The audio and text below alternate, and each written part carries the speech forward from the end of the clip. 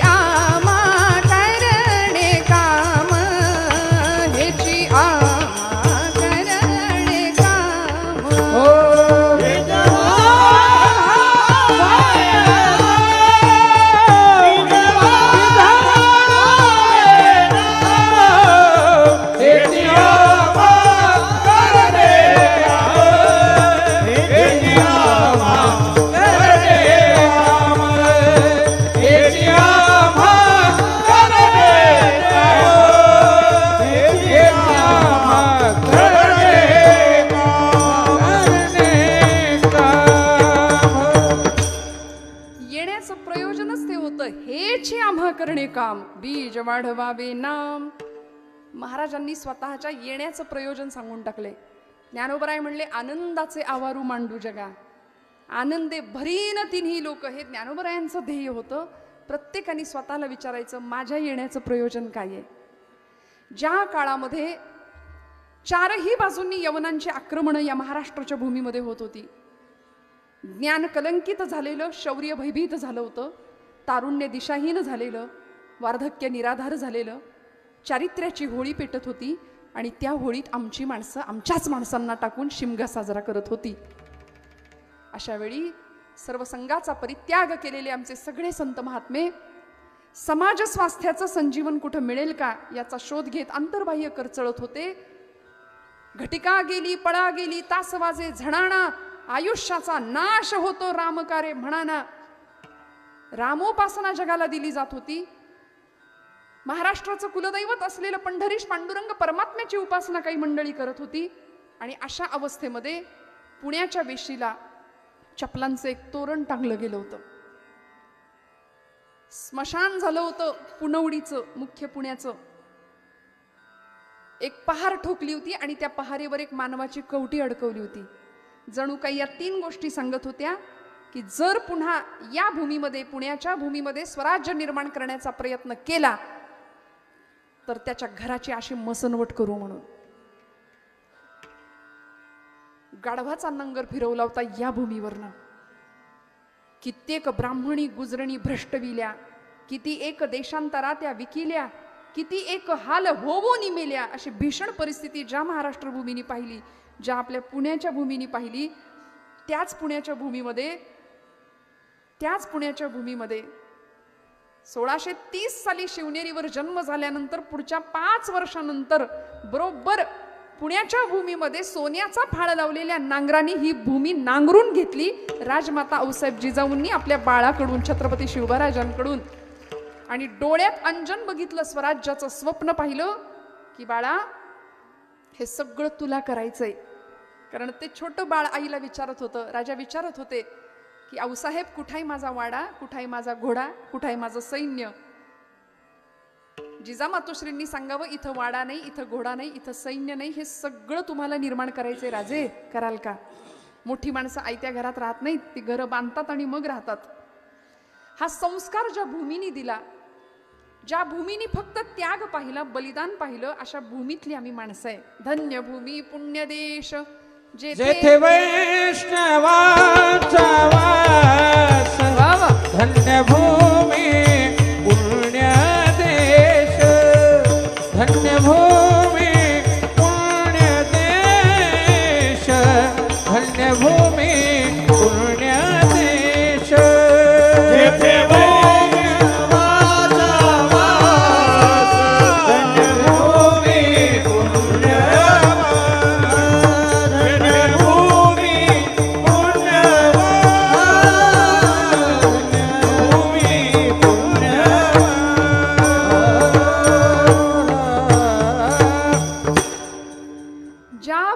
जन्माला आलेलं लेकरू, त्याच्या रक्तामध्ये जशा पांढऱ्या पेशी, लाल पेशी असतात, आपल्या सगळ्यांच्या रक्तामध्ये WBC RBC आहेत. पण अजून एक विशेष गोष्ट आहे, आपल्या सगळ्यांच्या रक्तामध्ये ज्ञानोबा आहेत, तुकोबा आहेत, छत्रपती शिवाजी आहेत आणि छत्रपती संभाजी आहेत. कारण आम्ही त्यांचे पाईक आहोत, आम्ही त्यांचे वारसदार आहोत, आम्ही त्यांच्या पाऊल वाटेवरून चालणारी माणसं आहे. संप्रदायाने एक सुंदर विचार भागवत धर्माच्या संप्रदायाने या भूमीला दिलाय. आणि या भूमीमध्ये ज्ञानोबांपासून अविरतपणे सगळ्या संतांचं एकच व्रत होतं, जगाच्या कल्याणा संतांच्या विभूती, देह कष्टभीती परोपकारे. मग इथे आल्यानंतर ज्या परमेश्वराच्या कृपाशीर्वादाने आमचा जन्म आहे, आमचं जीवन आहे, त्या भगवंताला आम्ही विसरतोय आणि मनुष्य आपलीच फजिती करून घेतोय. किती वेळा जन्मा यावे नित्य व्हावे फजित. भोलेनाथांचा उत्सव आहे. नाथ संप्रदायाची परंपरा ज्ञानोबरायांना लाभली. आदिनाथ गुरु सकळ सिद्धांचा, मच्छिंद्रतयाचा मुख्य शिष्य. मच्छिंद्राने बोध गोरक्षासी केला, गोरक्ष ओळला गहिनी प्रती, गहिनी प्रसादे निवृत्ती दातार, ज्ञानदेव सार चोजविले. माऊली म्हणतात हा ज्ञानू निवृत्तीने केला.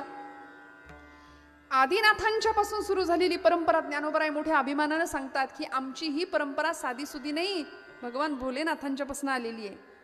आणि आदिनाथ, आदि अनादि असलेला भगवंत देव आदी आहे आणि आपण सगळे कोण? आमचे गुरुजी म्हणायचे देव आदी, आपण सगळे नादी, कुठल्या ना कुठल्या नादात अडकलेले, नाही का? म्हणून तर ज्या वाटेनी चालायला पाहिजे ती वाट आम्हाला दिसत नाही, त्या वाटेनी चालत नाही. मग कुणी या मार्गाने जातं, कुणी त्या मार्गाने जातं आणि जीवनामध्ये सुख नावाची गोष्ट किंवा आनंद नावाची, समाधान नावाची गोष्ट न मिळाल्यामुळे माणूस कायम पुनरपि जननम पुनरपि मरणम पुनरपि जननी जठरे शयनम या चक्रामध्ये अखंड सापडत राहतो, अखंड फिरत राहतो. म्हणून त्या भगवंताला ओळखायचं राहून जातं. ज्या भोलेनाथांचा उत्सव आहे ना, ते भगवंत कसे आहेत बघा. सुभाषितकार म्हणाले, गात्रम भस्म सितं सितं च हसितं हस्ते कपालं सितं कंठे हार सितः सितस्तु वृषभः कर्णे सिते कुंडले गंगाफेन सिता सितामल जटा भाले सितश्चंद्रमा सोयम सर्वसितः करोतु भगवान पापक्षयं शंकरा. गात्रम भस्म सितं, देव कसे आहेत? भोलेनाथ स्मशानात राहतात. काय स्वरूप आहे देवाचं? संहाराची देवता असं म्हटलं जातं भोलेनाथांना. पण भोलेनाथांसारखं भोळं देवत्व नाही. म्हणून राक्षसांनी सुद्धा लवकर प्रसन्न होणारी देवता कुठली असं त्यावेळी देवर्षी नारदांना विचारावं. त्यावेळी सगळे भोलेनाथांचीच उपासना करायचे ना. हवा तो वर देऊन रिकामे व्हायचे भोलेनाथ. आशुतोष हे त्यांचं नाव आहे, लगेच प्रसन्न होणार आहे. बरं, दिसायला रंग कापरासारखे सुंदर आहेत देव, गोरे आहेत. कर्पूर गौरम करुणावतारम संसार सारम भुजगेंद्रहारम असं भगवंत आहे. मग त्याचं भस्मलेपनामुळे भोलेनाथांचं शरीर हे पांढरं शुभ्र आहे म्हणाले. गात्रम भस्म सितं सितं च हसितं हस्ते कपालं सितं, हातामध्ये एक भिक्षापात्र आहे ते सुद्धा पांढरं आहे. कंठे हार सितः सितस्तु वृषभः, गळ्यामध्ये हार आहे तो पांढरा आहे. पुढे नंदी आहे, वृषभ म्हणजे तो सुद्धा पांढरा आहे सांगितलंय. कर्णे सिते कुंडले, कानामध्ये असलेली कुंडल पांढरी आहेत. गंगा फेन सिता सितामल जटा, गंगेचा प्रवाह भगवंतांच्या मस्तकातून वाहतोय. गंगा डोक्यावर घेतली देवानी. का हो? हिमालयातनं येणारा गंगेचा प्रपात इतका भीषण होता की सगळा सजीव सृष्टी वाहून गेली असती. म्हणून भगवंतांनी गंगेचा प्रकल्पच डोक्यावर घेतला, नाही का? तिला अडवलं, मस्तकावर गंगा घेतली. ज्या जटेतून ती गंगा वाहतीये ती जटा सुद्धा पांढरी आहे म्हणाले. गंगा फेन सिता सितामल जटा भाले सितश्चंद्रमा, मस्तकावर चंद्र धारण केलाय. आणि मग असे भगवान कसे आहेत? सोयम सर्वसितः करोतु भगवान पापक्षयं शंकराः. शम नाम कल्याण, जे आमचं कल्याण करतात, आमच्या पापांचं हरण करतात, असे हे भोलेनाथ आहे. सांब सदाशिव असं भोलेनाथांना आम्ही म्हटलंय. ज्या भोलेनाथांच्या या उत्सवासाठी आपण सगळे इथं एकत्रित आहोत. सप्ताहाची सगळी रचना खूप दिवसांपासून नियोजनबद्ध केली गेली आहे. मला सांगा, आता आपलं काम काय आहे की त्या भगवंताच्या स्वरूपाची आम्हाला ओळख करून घेता आली पाहिजे, बरोबर आहे ना? आणि तो देव कुठे सापडेल? तो देव बाहेर नाही सापडणार, तो आत बघावा लागेल. आचार्य जगद्गुरु शंकराचार्यांनी निर्वाण षटक लिहिलं आणि तो शिव आम्हाला कुठे मिळेल? बाहेर नाही मिळणार. अहम निर्विकल्पो निराकार रूपो. आमची अवस्था कशी झाली पाहिजे म्हणाले? निराकार झाली पाहिजे, निर्विकल्प झाली पाहिजे. तेव्हा ते शिवतत्व हृदयात सापडेल. अहम निर्विकल्पो निराकार रूपो विभुर्व्याप्य सर्वत्र सर्वेंद्रियाणि सदा मे समत्वं न मुक्तिर्न बंध चिदानंद रूप शिवोहम शिवोहम चिदानंदरूप शिवोहम शिवोहम. न मे मृत्युशंका न मे जाति भेद पिता नैव मे नैव माता न जन्म न बंधुर्न मित्रं गुरुर्नैव शिष्यश्चिदानन्दरूप शिवोहम शिवोहम चिदानन्दरूप शिवोहम शिवोहम.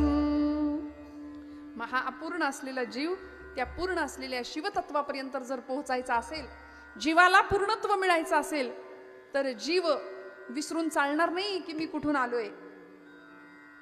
आमची निर्मिती, आमचं इथं येण्याचं प्रयोजन किंवा सबंध सृष्टीची रचना करणारं ते परमतत्व आहे ना, ते नेमकं कसं आहे याचा आम्हाला थोडासा बोध घेता आला पाहिजे.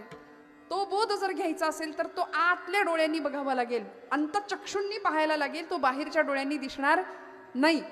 आम्ही त्याला सगळीकडे शोधतो आणि देव सोडून सगळा प्रपंचच आम्हाला दिसतो. जो प्रपंच कायम दुःख देतो, त्याच प्रपंचाच्या मागे इतके लागलो की सुख मिळावं, सुख मिळावं, सुख मिळावं. तो प्रपंच कधीच सुख देत नाही, कधीच सुख देत नाही. मग ते परमतत्व जर ओळखायचं असेल, त्याला जर बघायचं असेल ना, तर अंतःचक्षुंनी बघावं लागेल. संतांनी त्याला पाहिलंय, संतांनी त्याला पाहिलंय, त्याच्या स्वरूपाचं वर्णन सुद्धा केलं. आणि पाहत असताना आम्ही कुठे पाहतो? आम्ही बहिर्मुख आहोत. आम्ही सध्या बाहेरचं जग इतकं पाहतो, स्वतःला फोन लावत नाही आपण. कधी लावतो का स्वतःला फोन? ते मुरारी बापू म्हणायचे, कभी खुद को फोन लगा के देखा है, एंगेज टोन सुनाई देगी म्हणले. कधीच आपण स्वतःला फोन लावत नाही. लावा बरं, इथं नका लावून बघा काय होतंय. आपलाच मोबाईल, आपलाच नंबर त्याच्यावर डायल करायचा. अभी इस समय सभी लाईन व्यस्त है, बंद नाही, व्यस्त है. आम्ही सगळे इतके व्यापलेले, इतके व्यस्त आहोत की आतमध्ये बघायला वेळ नाही आम्हाला. आपला श्वास सुद्धा आपण शांततेत कधी ऐकत नाही. खरं सांगा, इकडे महिला वर्गाला मी विचारते, बरं आहे सप्ताहामध्ये आम्हाला आरक्षण दिलंय तुम्ही, नाही का? महिला वर्ग म्हणजे पूर्ण 7 दिवसांच्या कीर्तनामध्ये, सप्ताहामध्ये 1 महिला कीर्तन ठेवले, यासाठी अभिनंदन आधी करते. बघा, इकडून जास्त टाळ्या वाजल्या आमच्या. आमचा आवाज नेहमी जास्त असतो, असतो की नाही? तुम्ही हो म्हणा बरं. घरात सुद्धा आमचाच आवाज असतो. हां, मी असं म्हटलं, कितीही करा प्रपंचासाठी, कुणी केलं म्हणत नाही. म्हणतं का हो? रांधा वाडा, उष्टी काढा, सगळ्यांचं सगळं करा म्हणतं का कुणी? केलं? कुणी नाही केलं म्हणत. ब्रह्मचैतन्य गोंदवलेकर महाराज म्हणले, माझ्या रामाकरता थोडंसं करा, राम लक्षात ठेवेल, प्रपंच लक्षात नाही ठेवणार, लक्षात नाही ठेवणार. ज्या प्रपंचाकडून सुखाची अपेक्षा करतो तो प्रपंच सुख कधीच देत नाही. आणि झालं असं की आमच्या घरामध्ये देव सोडून सगळं आहे, देव सोडून सगळं. हा माझा, तो माझा, घर माझं, बंगला माझा, शेती माझी, सगळं माझं, तसा देवा तूही माझा, असं आपण म्हणतो देवाला. पण मेरे तो गिरीधर गोपाल, दुसरा न कोई, हे म्हणायला मीराबाईंसारखं धाडस लागतं. म्हणून आम्ही भक्तीच्या प्रांतामध्ये अपूर्ण का ठरतो? कारण आपल्याला देव जसा हवाय तसा सगळा प्रपंच सुद्धा गोळा करायचा आहे, संसार सुद्धा हवाच आहे. आणि हा संसार सोडल्याशिवाय देव मिळत नाही, असं संतांचं म्हणणं आहे. त्या संसाराची नश्वरता समजून घेतल्याशिवाय देवाची सत्यता किंवा देवाचं स्वरूप आम्हाला कळणार नाही, हे संतांचं म्हणणं आहे. मग त्याच्या स्वरूपाचं दर्शन संतांनी घेतलं, ते आम्हाला मिळावं याकरता त्यांचा जीव तळमळला. आणि तो नेमका कसा आहे, त्याचं स्वरूप कसं आहे, सगुणाचं स्वरूप आम्हाला सांगितलं.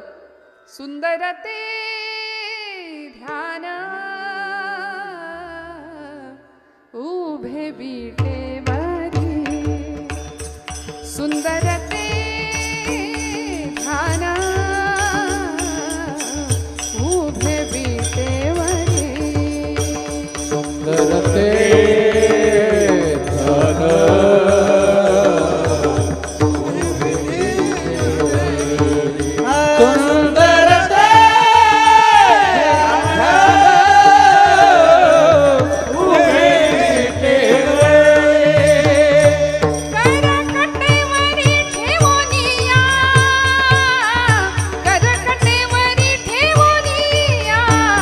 तुळशी हार गळा कासे पीतांबर, तुळशी हार गळा कासे पीतांबर,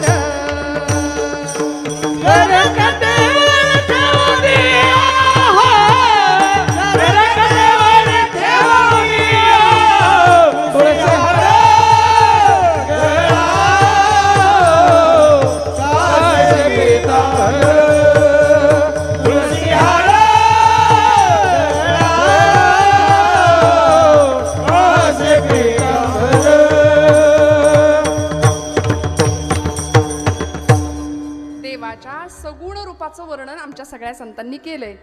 नाथबाबांना विचारलं, देव कसा आहे? कृष्ण मूर्ती होय गे, कळो आली सोय गे, प्राणाचाही प्राणू पाहता, प्राणाचाही प्राणू पाहता, सुख सांगो काय गे, तुळशी हार गळा गे, कस्तुरीचा टिळा गे, तुळशी माळ गळा गे, कस्तुरीचा टिळा गे.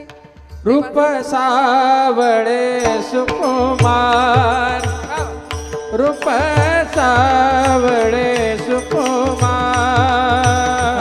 रूप सावळे सुकुमार, रूप सावळे सुकुमार. ओ काणे कुंडल मकराकार, काणे कुंडल मकराकार, मकराकार सुकुमार, रूप सावळे सुकुमार, रूप सावळे सुकुमार. कानी कुंडले मकराकार, कानी कुंडले मकराकार, मकराकार सुकुमार, रूप सावळे सुकुमार, रूप सावळे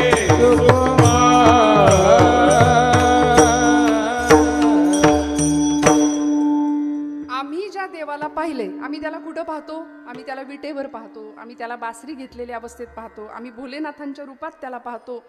देवाच्या सगुण रूपाचं वर्णन शब्दबद्ध केलं आमच्या संतांनी, पण त्यांनी जे तत्व पाहिलं ते निर्गुण होतं, निराकार होतं, आणि त्याचं दर्शन त्यांनी घेतलं.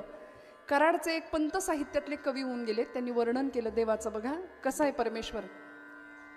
सजल नीरद श्याम तनू नवरत्न खचित संवर्ण मुकुट शिरपे चतुरावर कलगी विराजित कुटिलाल कनिटिलास कस्तुरी तिलक केशरी गंधा, तिलक केशरी गंध हरिहा आनंदाचा कंद, आनंदाचा कंद हरिहा भक्त सखा गोविंद. श्रवणी मनोहर मकर कुंडले फुल्ल गल्ल कर्णात दीर्घ सुप्रसन्न लोचन इंदुवदन तिल पुष्प नासिका कुंदरदन हनु अधर बिंबगत हास्य मंद मंद हरिहा आनंदाचा कंद, हरिहा आनंदाचा कंद.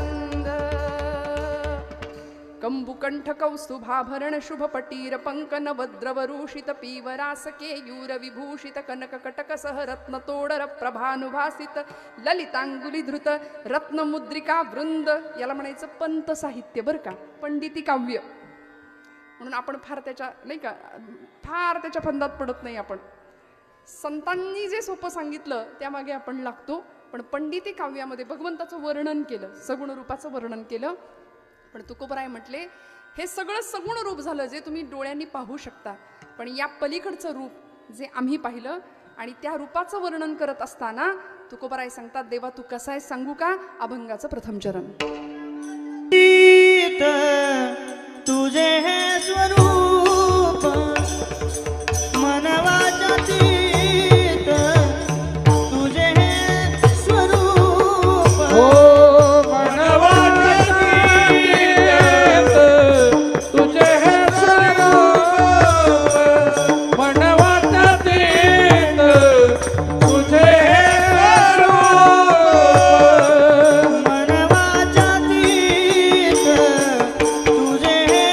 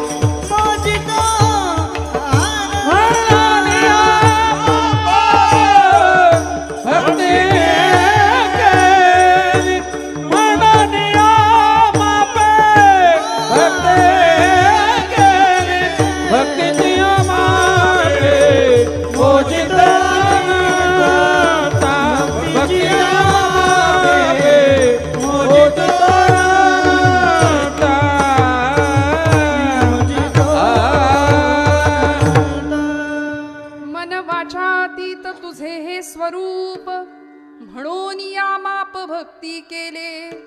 तुकोबराय म्हणाले, देवा तुझ्या स्वरूपाचं जर वर्णन करायचं झालंच तर तू कसा आहेस? मन वाचातीत तुझे हे स्वरूप. तुझं वर्णन वाणीनी करता येत नाही, तुझं वर्णन मनाच्या साह्याने करता येत नाही. जिथं बुद्धी थकते, जिथं मन थकतं आणि जिथं वाणी सुद्धा थकते. तैतरीय उपनिषदकार म्हणाले, यतो वाचो निवर्तन्ते अप्राप्य मनसा सह. म्हणाले वाणी जर देवाचं वर्णन करायला गेली तर वाणी थकून माघारी येते, वाचा थकते, मनाला सुद्धा काही प्राप्त होत नाही. असा तू भगवंत आहेस. भागवताच्या मंगलाचरणामध्ये देवाचं स्वरूप सांगितलं, सच्चिदानंद रूपाय विश्वोत्पत्त्यादि हेतवे तापत्रय विनाशाय श्रीकृष्णाय वयं नुमः. देव सच्चिद आनंद स्वरूप आहे. म्हणून तुकोबराय म्हणतात, मन वाचातीत तुझे हे स्वरूप. तुझं वर्णन करायला गेलो की आम्ही थकून जातो, कारण तू त्या सगळ्याच्या पलीकडे आहे. माऊलींना विचारलं, सत्यज्ञानानंत गगनाचे प्रावरण, सत्यज्ञानानंत गगनाचे प्रावरण, नाही रूप वर्ण गुण जेथ, नाही रूप वर्ण गुण जेथे, नाही रूप वर्ण गुण जेथे. अणुरणियान महतो महियान श्रुती सांगते. तो अणु इतका सूक्ष्म आहे आणि आकाशा इतका विशाल आहे. हत्ती होऊन हत्तीच्या देहात राहतो, मुंगी होऊन मुंगीच्या देहात राहतो. तुका म्हणे व्यापक नभा, होई अणुचाही गाभा. असं त्याचं स्वरूप आहे. विश्वरूप दर्शन योगामध्ये देवाला पाहिलं अर्जुनाने. कसा होता देव? सहस्त्र शीर्षा, सहस्त्राक्ष, इतकं मोठं त्याचं व्यापक स्वरूप. ते बघण्याकरता आधी दिव्य दृष्टी द्यावी लागली, तेव्हा तो बघू शकला. नाही तर पाहणं कुणाचंही काम नाही. अनंतरुबाहू दरवक्त नेत्रम पश्चामि त्वां सर्वतोऽनंतरूपम नांतम न मध्यम न पुनस्तवादिम पश्यामी विश्वेश्वर विश्वरूपम. ज्याला अंत नाही, आदी नाही आणि मध्य नाही, असा भगवंत आहे. मग त्याचं स्वरूप तुकोबराय म्हणतात, आम्ही त्याला पाहिलंय आणि त्याचं स्वरूप सांगतात, मन वाचातीत तुझे हे स्वरूप. त्याच्या स्वरूपाचं वर्णन करायला जेव्हा वेदांनी सुरुवात केली तेव्हा वेद मौनावला अशी अवस्था आहे.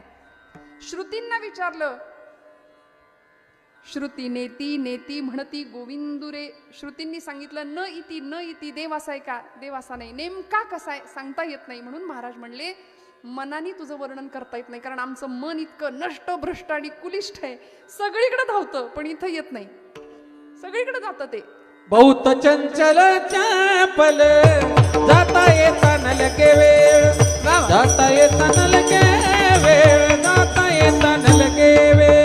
बहुत चंचल चापल, जाता येता नलके वेळ, जाता येता नलके वेळ, जाता बहुत येता चंचल चापल, जाता येता नलके वेळ, जाता येता नलके वेळ, जाता येता नलके वेळ. बहुत चंचल चापल, जाता येता नलके वेळ, जाता येता नलके वेळ. क्या बात, वा वा, टाळ्या वाजवा खणखणीत. 7ला सुरू होणारी एक्सप्रेस आपली जरा 7:30ला सुरू झाली, त्याच्याही पुढे, त्यामुळे ती जास्त जलद पळतीये, नाही का? बहुत चंचल चपळ, जाता येता नलगे वेळ. महाराजांनी प्रमाण दिलं. मनाची अवस्था कशी आहे? चंचल आहे. भगवद्गीतेमध्ये अर्जुनाने डिग्र्या लावल्या या मनाला. चंचलम ही मन कृष्ण प्रमाथी बलवदृढम तस्याहम निग्रहम मन्ये वायोरिव सुदुष्करम. हे मन अत्यंत चंचल आहे. दृढ म्हणजे हट्टी आहे, बलवान आहे, ऐकतच नाही. आई वडिलांच्या तक्रारी असतात. कार्टा आमचं दिवसातनं किती वेळा आई म्हणते, मेला ऐकतच नाही, किती सांगा त्याला. म्हणलं बहिरा ऐका तो, नाही तसं सगळं ऐकू येतं पण सांगितलेली गोष्ट ऐकत नाही, सांगितलेल्या आज्ञेचं पालन करत नाही. हे मन असंच आहे, सगळं ऐकतं पण इकडे यायला तयार नाही. मनोहित विविधम प्रोक्तम शुद्धम चा शुद्धमेवच. एक अशुद्ध मन आहे, एक शुद्ध मन आहे. विकारांनी भरलेलं मन अशुद्ध आहे आणि विकार विरहित मन हे शुद्ध मन आहे. आणि देव कुठं असतो? देव इंद्रियाणाम मनश्चास्मी. जर मनाच्या ठिकाणी देव आहे तर शुद्ध मनाच्या ठिकाणी, सात्विक मनाच्या ठिकाणी तो आहे.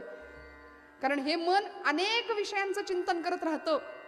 कीर्तनात सुद्धा खरं सांगा, तुम्ही जागे आहेत का आता? म्हणजे तुम्ही इथं मनाने उपस्थित आहात का? काहींच्या मना अशा हालतायत, नाही. देह बसलाय पण मन आहेच याची खात्री नाही आहे ना? खात्री आहे ना? मला खात्री वाटेल असं बसा. मनाची पण उपस्थिती राहू द्या. पण काय होतं माहितीये, हे मन विषयांचं ध्यान करतं. ध्यायते विषयं पुंसा संगस्तेषु पजायते संगात संजायते काम कामात क्रोधो विजायते क्रोधात भवति सम्मोहा सम्मोहा स्मृती विभ्रमः स्मृतिभ्रंशात बुद्धिनाशो बुद्धिनाशात प्रणश्यती. इतकी घसरण सुरू होते आयुष्याची. मनाची ताकद काय आहे? मन विषयांचं चिंतन करतं, विषयांचं ध्यान करतं. त्यावेळी त्याच्यामुळे काम निर्माण होतो, कामामुळे क्रोध, क्रोधामुळे सम्मोह, सम्मोहामुळे स्मृतिविभ्रम, स्मृतिविभ्रमामुळे बुद्धिनाशापर्यंत आम्ही पोहोचतो बरं का. बुद्धीचा नाश होतो. आणि देवानी दिलेलं बुद्धीचं वैभव ज्ञानोबराय सांगतात, बुद्धीचे वैभव अन्य नाही तुझे, एका केशव राजे सकळ सिद्धी, एका केशव राजे सकळ सिद्धी, एका केशव राजे सकळ सिद्धी.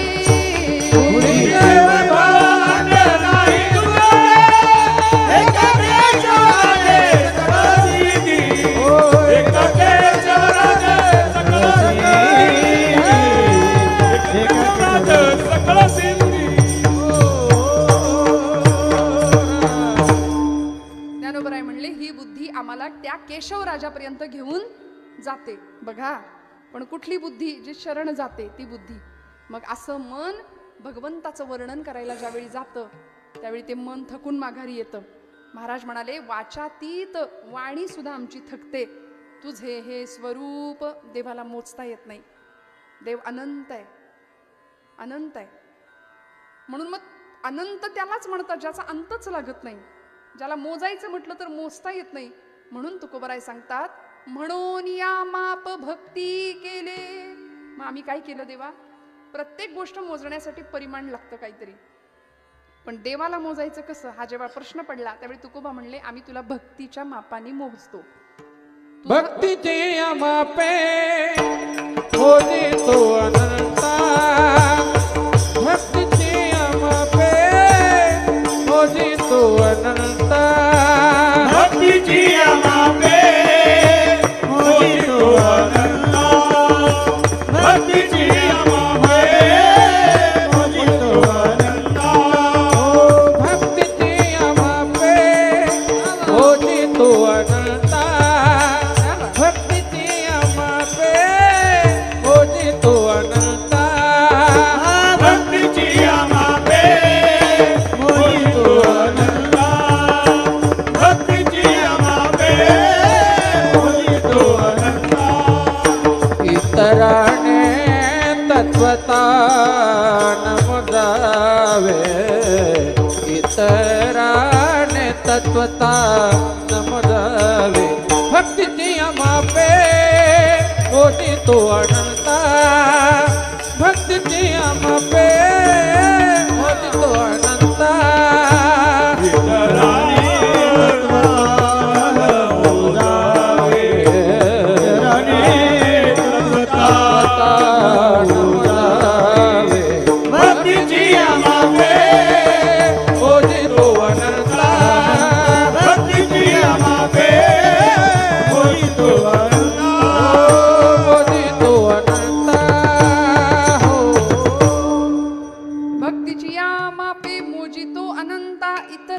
तत्वता न मोजवे तुकोबराय म्हणतात.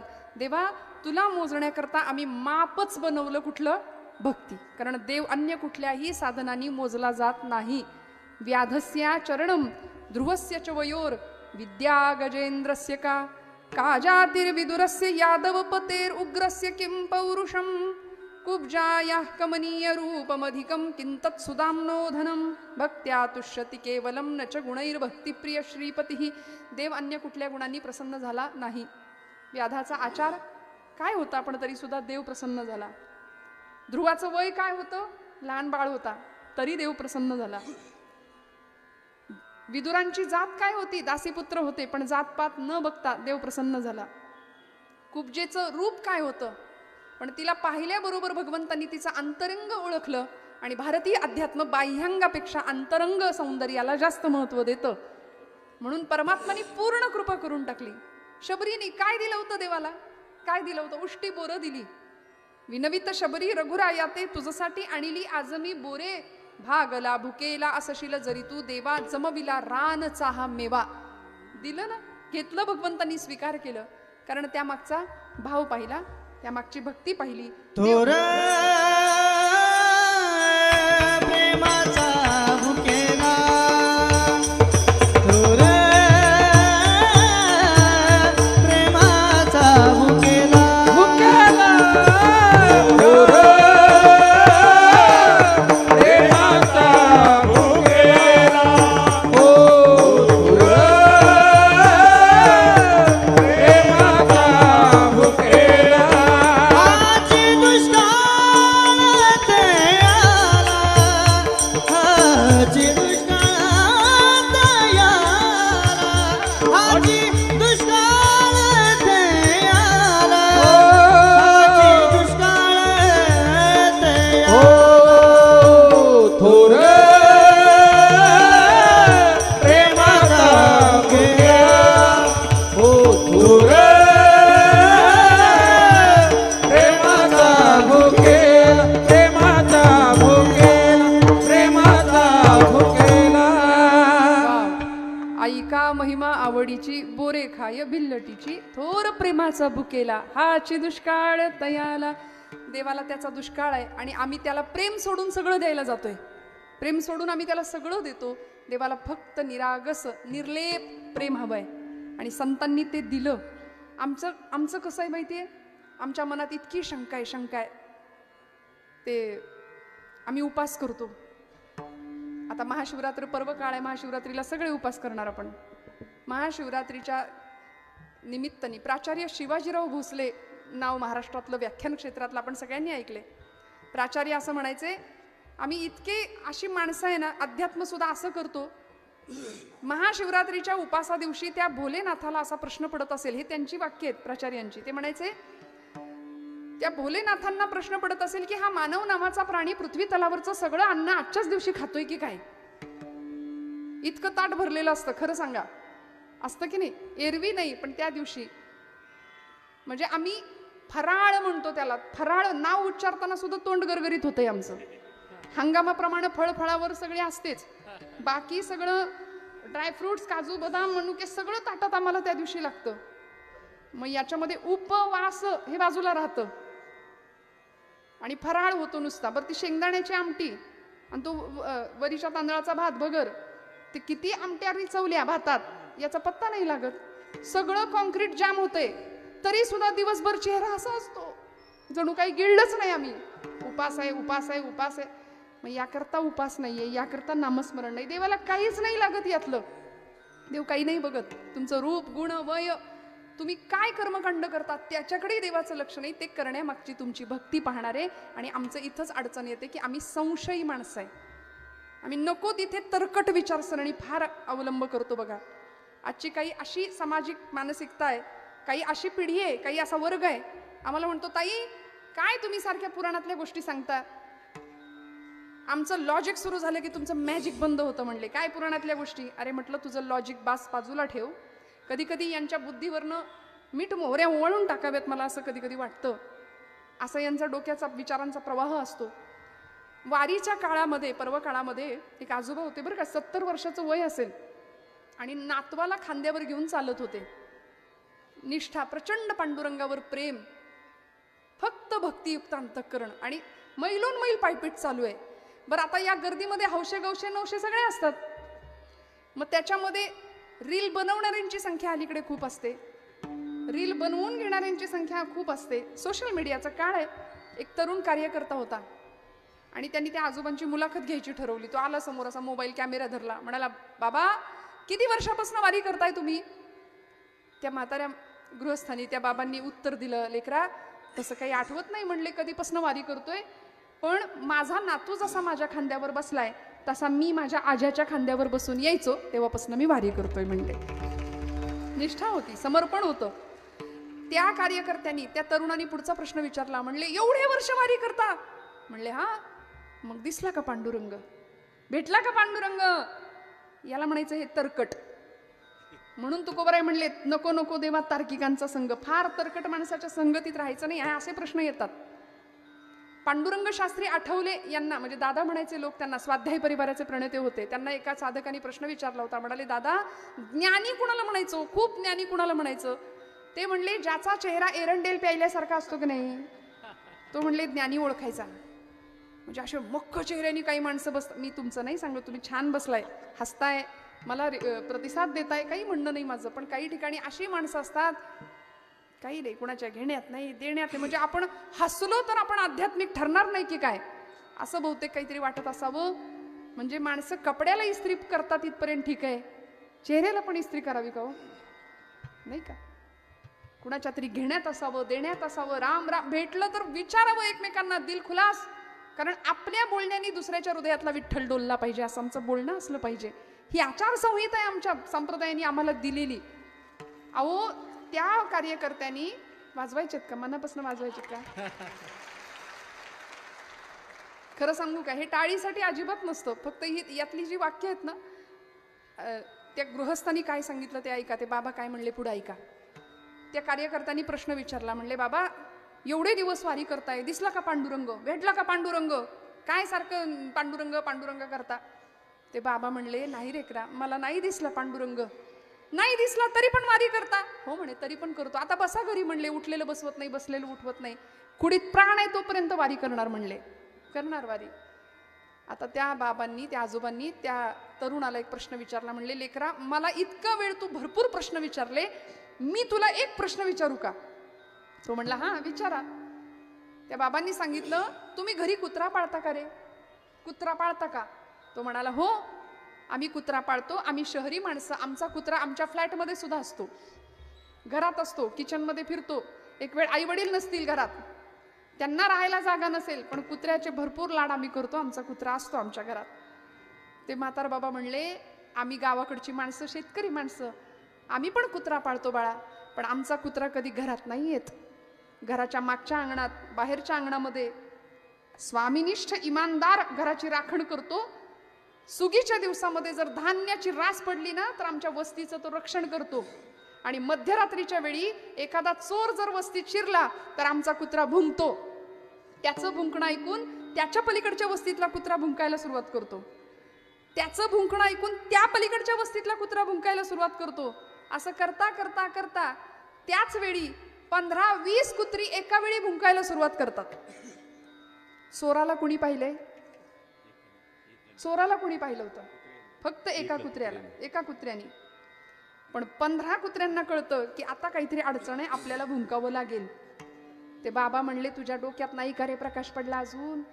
अरे येड्या, प्राण्यांना कळतं आपल्या कुणावर तरी विश्वास ठेवायचा असतो. मी नाही बघितला पांडुरंग, पण माझ्या ज्ञानोबांनी पाहिलाय, माझ्या तुकोबांनी पाहिलाय पांडुरंग. बास त्या वाटेवरनं आम्ही चालणार आणि आम्हाला तो दिसणार. भक्तीच्या मापाने त्याला मोजलं. योगिया दुर्लभ तो म्या देखिला साजणी. योगिया दुर्लभ तो म्या देखिला साजणी. योगिया दुर्लभ तो म्या देखिला साजणी. योगिया दुर्लभ तो म्या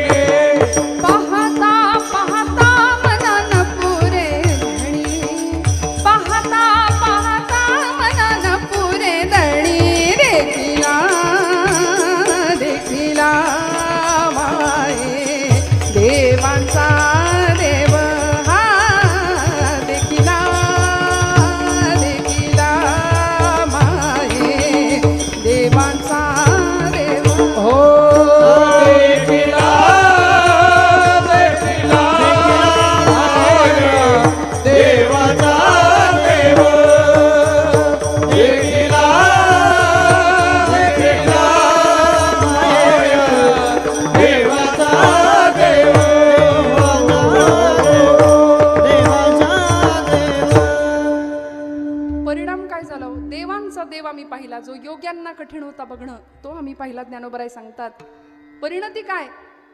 फिटला संदेह निमाले दुजे पण, फिटला संदेह निमाले दुजे पण, देखिला देखिला माये देवांचा देव. भक्तीची या मापे मोजितो अनंता.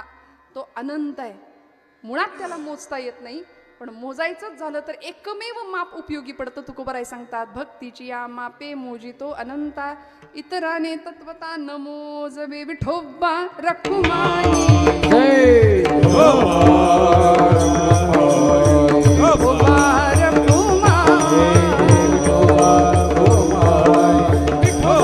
रखुमाई, विठोबा रखुमाई, विठोबा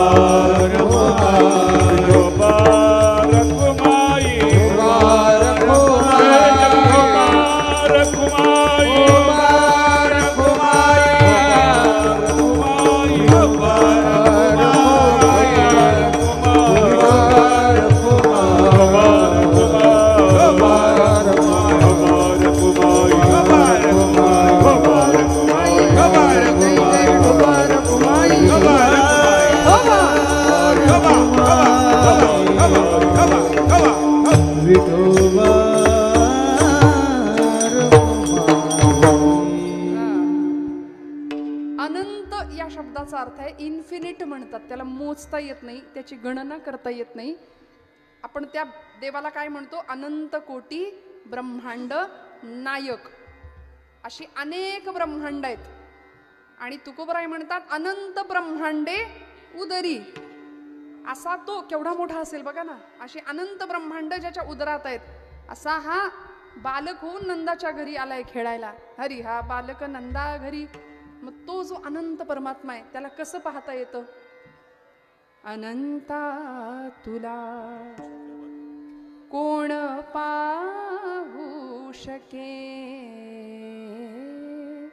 अनंता तुला कोण पाहू शके, अनंता तुला कोण पाहू शके. तुला गातसा वेद झाले मुके, वेद सुद्धा मुके झाले.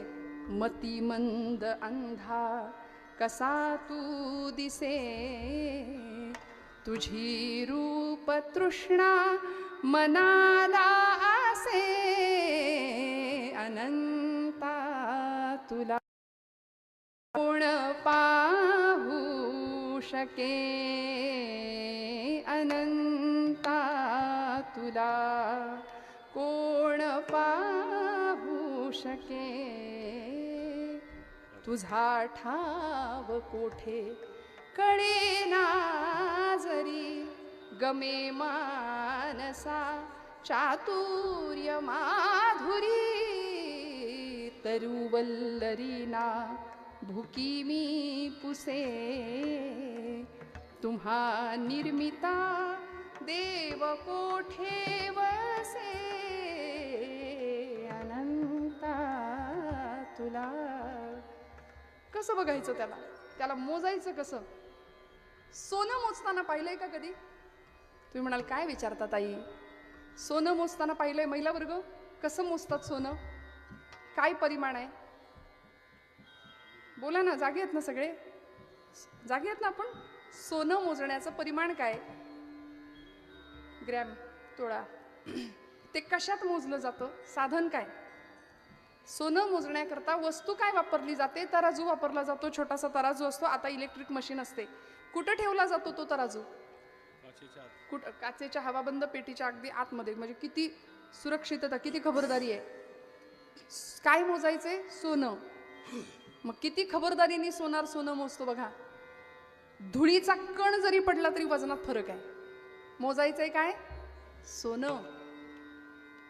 आता हा नियम कोळशाच्या वजनाला आहे का.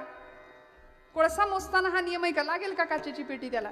जिथं सगळं काळच करायचंय तिथे हा नियम लागत नाही. सुवर्ण मोजताना आपण जेवढी खबरदारी घेतो, का? कारण धातूनाम अस्मी कांचनम असं भगवंत विभूती सांगतात की सोन्याच्या ठिकाणी देव आहे.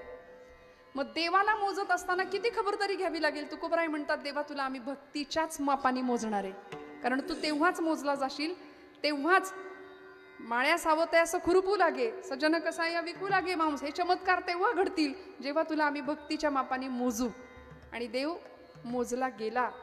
तुका म्हणे त्याचा देव सर्व भार चालवी, कामार होऊन या गडी झाला, सेवक झाला, दास झाला. का हो?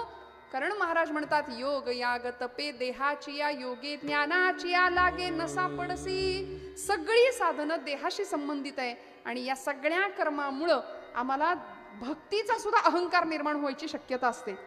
मी कीर्तन केलं, अहंकार आहे. सात्विकतेचा सुद्धा अहंकारच असतो. आम्ही जप करतो, आम्ही नाम करतो, आम्ही देवदेव करतो, हा अहंकारच आहे. भक्तीचा सुद्धा अहंकार होऊ शकतो आणि अहंकार अज्ञानी माणसाला होत नाही, ज्ञानी माणसाला होतो. म्हणजे ज्ञानी माणसाला अहंतेची जास्त भीती आहे. नवल अहंकाराची गोठी, विशेषे न लगे अज्ञाना पाठी, सज्ञानाचे झोंबे कंठी, नाना संकटी नाचवी. अज्ञानी माणसाला अहंकार नाही, ज्ञानी माणसाला अहंकार होतो. म्हणून तुकोबराय म्हणतात, हे सगळे अहंकार निर्माण होण्याचे मार्ग आम्हाला नको. योग याग विधी येणे नोहे सिद्धी, वायाची उपाधी दंभ धर्म. आणि देवाला ॲलर्जी आहे ती दंभाची, देवाला अहंकाराची प्रचंड ॲलर्जी आहे, त्याला आवडत नाही. यद्यत कर्म करो मी तत्तदखिलम शंभोत आराधनम. हे सगळं तुला अर्पण आहे भगवंता भोलेनाथा, हे प्रामाणिकपणे मनात यायला पाहिजे. म्हणून तर रोहिडेश्वराच्या डोंगरावरती रायरेश्वराच्या शिवशंभू महादेवाच्या पिंडी समोर 150 मावळ्यांच्या धारोष्ण रक्ताचा अभिषेक शिवशंभू महादेव छत्रपती शिवाजी महाराज करतात आणि म्हणतात, हे राज्य व्हावे ही तो माझी इच्छा. असं म्हणले नाही, हे राज्य व्हावे ही तो श्रींची इच्छा. भोलेनाथांना सांगितलं, देवा विषप्राशुनी जगतासया दिधली सुधा करुणा करा. देवा सगळं विष प्राशन तुम्ही केलं समुद्र मंथनाच्या वेळी, पण जगाला अमृत मात्र तुम्ही आम्हाला दिलं. तसं आम्हालाही हे विष प्राशन करण्याची ताकद द्या. आणि आता तुम्हाला आम्ही वंदन करतो. आमच्या सैन्याचा जागर सुद्धा हर हर महादेव हाच ठरेल. जटाटवी गलज्जल प्रवाह पावितस्थले गलेवलंब्य लंबितांभुजंग तुंग मालिका दमट्टमट्टमट्टमन्निनाद वट्टमर्वयं चकार चण्ड ताण्डवं तनोतु नः शिव शिवम्. जटाकटाः सम्भ्रम भ्रमन्निलिम्ब निर्झरी विलोलवीचि वल्लरी विराजमान मूर्धनि धगत् धगत् धगत् ज्वलल्ललाट पट्टमावते किशोर चन्द्रशेखरे रथप्रतिक्षणं मम.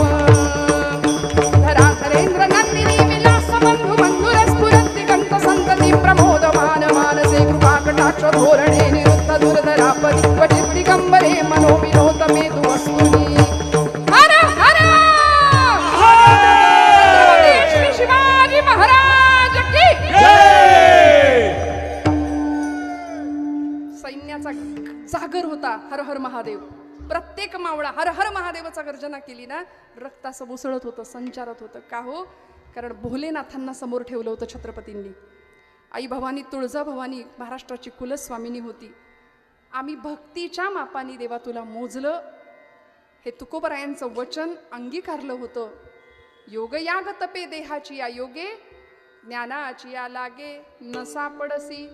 त्यामुळे आता देवाला जर मिळवायचं असेल तर त्याला बाहेर शोधून जमणार नाही, आत मिळवावं लागेल, आत शोधावं लागेल. मंथुनी नवनीता तैसे घे अनंता. तो अनंत आतमध्ये मिळेल. दुधामधलं लोणी शोधायचं असेल तर त्याकरता काय करावं लागतं? काय करावं लागतं? घुसळावं लागतं. आता घुसळणं राहिलं नाही. खरं सांगा, काही घरांमध्ये असेल, पण पूर्वीसारखं आता घुसळणं नाही रे. आता सगळं इन्स्टंट आहे. मग जसं दुधातलं लोणी दिसायचं असेल तर घुसळावं लागेल, तसा देहातला चक्रपाणी दिसायचं असेल तर घुसळावं लागेल. आणि घुसळणं म्हणजे भजन. बोला सगळे, हातानी टाळी, मुखानी नाम विठ्ठल विठ्ठल विठ्ठल विठ्ठल. टाळी टाळी विठ्ठल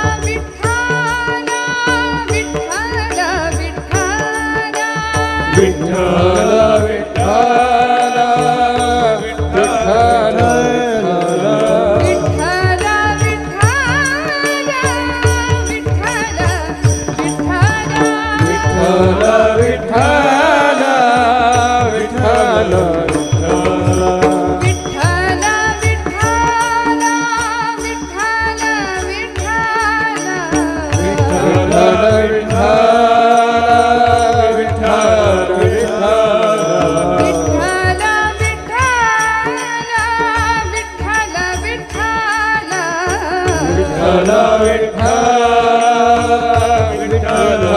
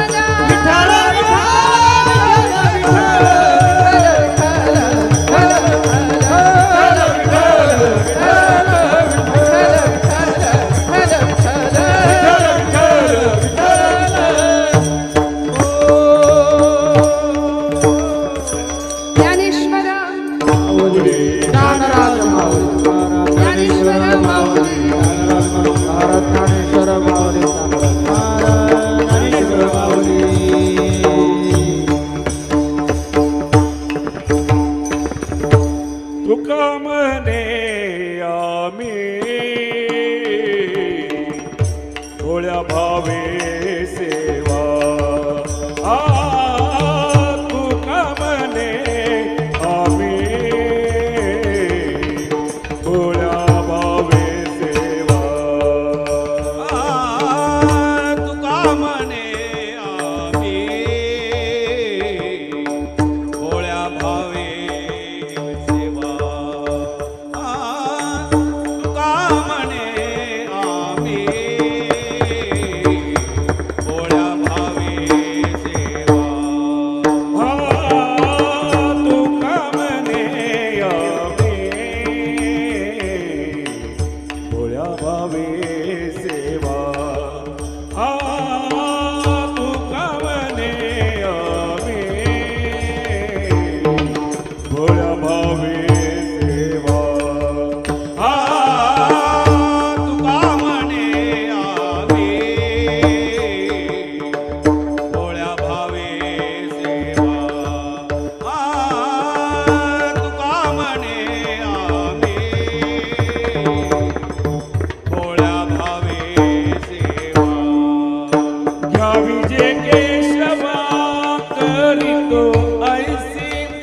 विजय केशवा करी तो ऐसी हा भक्ताची या